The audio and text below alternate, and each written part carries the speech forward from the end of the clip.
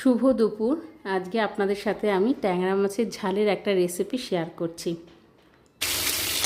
প্রথমে মাছগুলোকে আমি ভেজে নিচ্ছি, তারপর ওই তেলেই জিরে আর গোটা গরম মশলা, পেঁয়াজ কুচি এ সমস্ত দিয়ে হালকা করে ভেজে নিলাম। তারপর কাঁচা লঙ্কা, রসুনের পেস্ট, আদার পেস্ট, হলুদ, নুন, জিরে গুঁড়ো, কাশ্মীরি লঙ্কার গুঁড়ো দিয়ে লো ফ্লেমে রেখে একটু ভালো করে মিশিয়ে নিচ্ছি। তার সাথে টমেটো দিয়েও নিচ্ছি এবং ঢাকা দিয়ে রাখলে টমেটোটা মজে যায়, সেই জন্য ওই সময় লো ফ্লেমে রেখে ঢাকা দিয়ে নিয়েছিলাম। দেখুন মশলাটাকে সুন্দর মজে গেছে। এবার জল দিয়ে দিলাম, আবারও একটু ঢাকা দিচ্ছি, তাড়াতাড়িও মিশে যাবে। এবার মাছগুলো দিয়ে আর একটুখানি গরম মশলা দেবো এর মধ্যে। তো ঢাকা খোলার পর এবার গরম মশলা দিয়ে দিচ্ছি, দিয়ে এবার এর মধ্যে একটু ধনেপাতা কুচি দিয়ে দিচ্ছি।